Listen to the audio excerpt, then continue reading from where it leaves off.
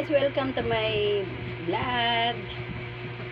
Magandang araw po sa inyong lahat. Kumusta po kayo guys? Sana nasa mabuting kalagayan po kayo. Saan man kayo naroon ngayon, nasa mabuting kalagayan po kayo. Ingat po tayong lahat mga kamamshis, mga kapapshis ko.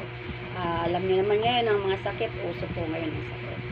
Kaya guys, ingat-ingat po tayo. Kunting ingat. Alam niyo po ba, may i-share ako sa inyo. Naging bad experience ko po ito dyan sa Divisoria. Sa kahilira po ng ng 168 Mall. Kasi pumunta po ako dyan para tumingin ng mga t-shirt. Excuse me. T-shirt po, yun ang kaya nakarating ko yung Divisoria na yan po. Kaya nakarating ako dyan sa Divisoria. Pumunta po ako dyan para mamili nga po ng t-shirt. Tinura po ko ng mga tao, ang maganda daw bilhan ng t-shirt sa Juan Luna. Kaya ayun po, nakarating ako sa Juan Luna. Sa dulo ko po pala yan, sa dulo pa ng Divisoria Mall. Yan. Habang bumaba ako doon sa mall. Kaya lang yung Juan Luna, nasa unahan pa. Kaya ang ginawa ko po, nilakad ko na lang yun. Nilakad ko po siya. Tapos, ayun, nakarating po ako ng Juan Luna. Nakabili rin po ako. Nabili ko po yung bibilhin ko. Ayan, ito po yung mga binili ko. Mga t-shirt. T-shirt na do-donate ko po sa mga kabataan dyan sa lugar ko po, dyan sa Bicol. Kasi hindi naman po sila humingi sa akin, pero dahil sa natutuwa po ko sa kanila, sa nakikita ko sa mga kabataan, nagsisikap po sila na tumulong sa ating bayan, sa lugar nila, para po mapaganda at maayos yung kanilang lugar. Kaya natutuwa po ako. Kaya magdo-donate po ako sa kanilang mga t-shirt nila. Ito nga po isang surprise ko po sa kanila to. Surprise ko po sa kanila. Kasi isa po sa kamag-anak ko rin ang tatakbo bilang isang tatakbo po siya para bilang isang dyan po sa lugar nila, para gusto rin po niya makatulong. Mga kabataan pa po sila kasi mga bata po sila, yung pamangkin ko nasa 30 plus yan ang edad, tsaka yung mga kasama na rin po. Kaya sa mga taga dyan po sa atin, sa lugar natin, dyan sa Calabanga, Pinada, Calabanga, Camarines, supportahan po natin yung mga kabataang ito na nagnanais po na makatulong sa lugar nyo. Kaya bigyan po natin sila ng ng chance. Yan. Tulungan po natin, supportahan po natin ang grupo nila, ang grupo ni Glenn. Supportahan po natin mga kamamshis, mga kapapshis, mga kababayan natin dyan. Kasi talagang gusto po nilang makatulong sa bayan para lalong mapaganda at mapabuti nyo ang inyong lugar. Ito po pala yung yung i-share ko po sa inyo na talagang bad experience ko dyan sa Divisoria. Macdo. Grabe po talaga, Divisoria. Sayang nga po, talagang lobat na po yung aking cellphone nang pumunta dyan. Hindi ko nga po na videoan yung pagbili ko ng t-shirt dyan sa lugar na yon. At saka yung CR. Pagbaba ko ng tinuro ako ng yung mama at saka yung babae doon na dyan daw sa Macdo may CR. Alam ko naman po may CR talaga ang Macdo. Lahat ng Macdo may CR. Pero taka naman po ako sa Macdo dyan sa Divisoria, dyan sa may hiliran ng 168.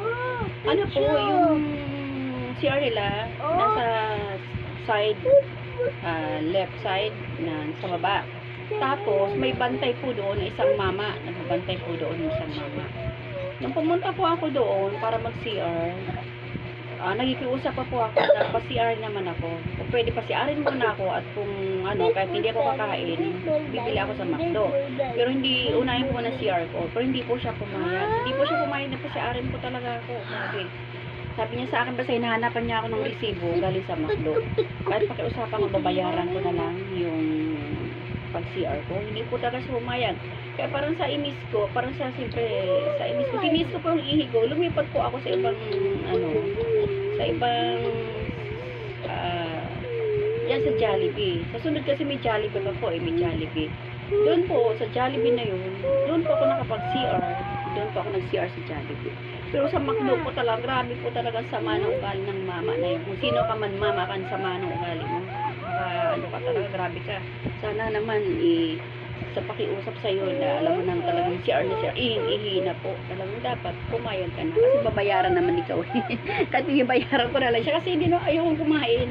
Tayo na, ayokong kumain. Ano to, Kasi ano Maya? pa yun morning. Ano pa, mga siguro mga 11. Ano na, parang ayokong kumain kasi busog nga ako. Busog ako. Ayokong kumain. Kaya yun. Hindi na ako bumili doon sa McDo para bumalik ako doon sa mama. Hindi na po. Dahil sa sumama yung loob ko talaga doon sa mama na yun, na hindi man lang siya na awa sa isang tao. Alam mo na, may pangalanan si CR dahil sa nawiwiwi. Parang hindi po siya pumayag. Kahit bayaran siya, ayaw niya pumayag. Kaya dyan pala sa McDo na yan, may mga ano pala dyan may mga ganyang sitwasyon. Kaya sa mga kababayan ko po dyan, mga kababayan, mga kamamsis, mga kamamsis na Mindanais na pumunta dyan sa Divisoria, o kaya kumain niya sa McDo, yung mga resibo niyo po, i-keep niyo. Kasi kailangan po yung pag kayo na CR, na ihi, kailangan po yung pala yan. Ipapakita niyo sa mama na yun. Kaya nga mama, hindi kita na picturean. Hindi kita na video. Papost talaga kita. Grabe ka. Ganyan pala ang palakaran dyan. Kailangan kumain muna sa ano para makaihi dyan sa inyo. Yan. Kaya, yan po talaga siguro ang ano nila. Pero first time ko lang po yun maka-encounter na ganyan. Kasi mga McDo naman hindi ganyan eh. Dyan lang.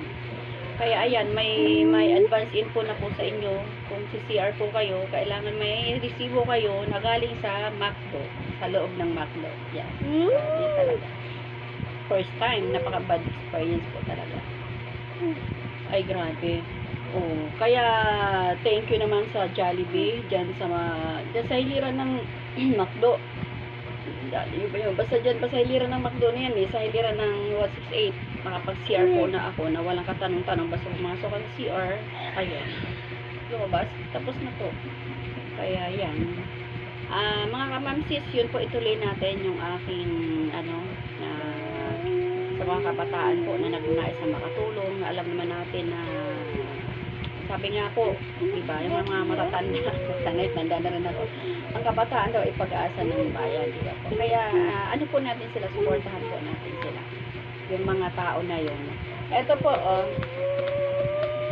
ito po yung aking binili noon. Ayan po. Ayan. Ganda yun po. Yan po. Ito na siya.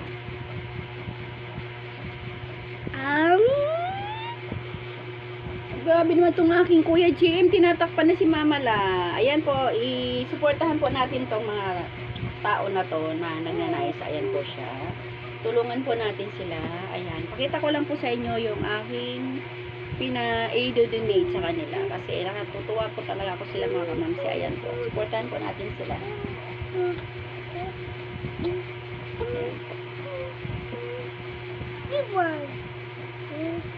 Yun, mga kabataan, mga iski, yan, mga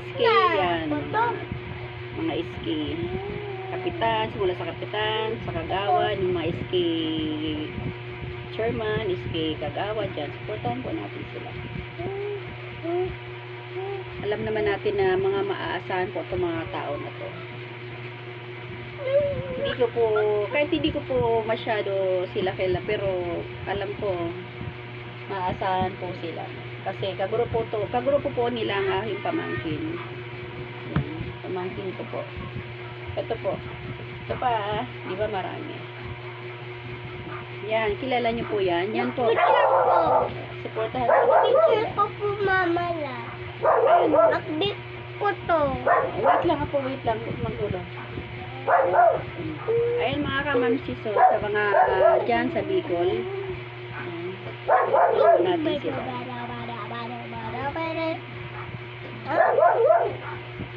Ayan.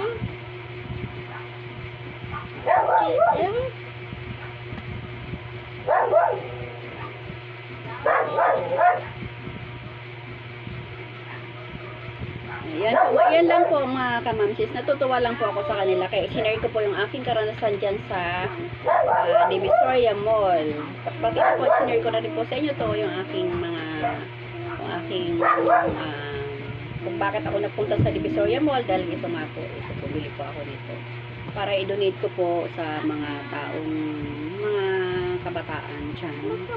Sa Pinada po. Nakikita ko na magagaling po yan. Maasahan po sila. Thank you mga kamamsis. Sana po supportahan ng mga kababayan dyan sa Bicol. Parting Pinada. Supportahan po natin yung mga grupo ni Glenn. Bakit naman Yan, sa grupo ni Glenn po. Supportahan natin. Silang lahat po mga guys. Supportan po natin. Ayun po, ang aking apo, magulo, makulit. Hindi ako. O, hindi daw siya makulit. Ano kabait? Thank you mga kamamsis. Thank you. Ingat po tayo. God bless. God bless. Sabi, bye-bye. Bye-bye. Bye-bye na. Bye-bye. Bye-bye. Bye-bye daw po. Sa apo po. Ito, napakabibo. Apo, anong grade ka? Nag-school ka na? Yeah. Wow. Nag-school na po siya. Kinder 1. Thank you po. God bless. Bye.